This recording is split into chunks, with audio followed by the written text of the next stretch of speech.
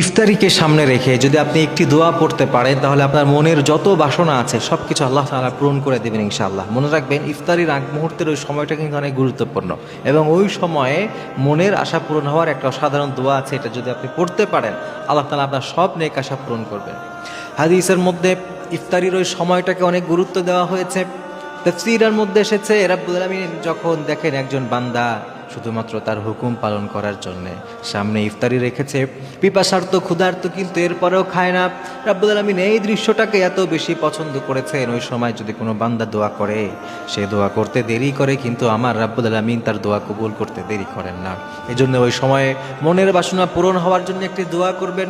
হাদিসের মধ্যে সে একবার বিশ্বনবী সাল্লাল্লাহু আলাইহি ওয়াসাল্লামের সামনে এক ব্যক্তি এসে অসাধারণ একটা দোয়া পড়ল।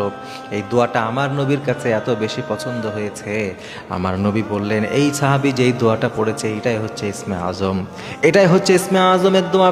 ইসমে আজম মানে রাব্বুল আলামিনের এমন এক স্পেশাল কিছু নাম, এমন স্পেশাল কিছু গুণের নাম।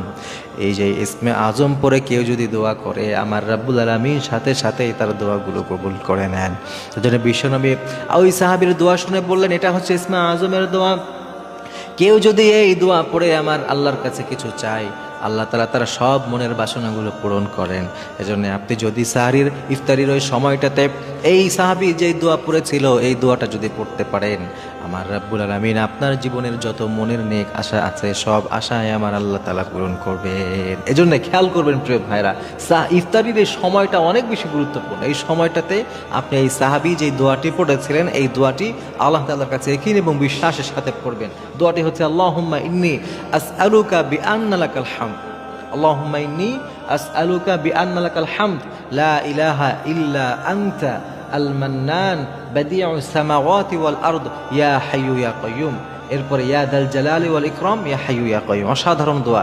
আমি আবার বলি আল্লাহুম্মা ইন্নী আসআলুকা বিআন্না লাকাল হামদ, এতটুকু করে মুখস্থ করবেন।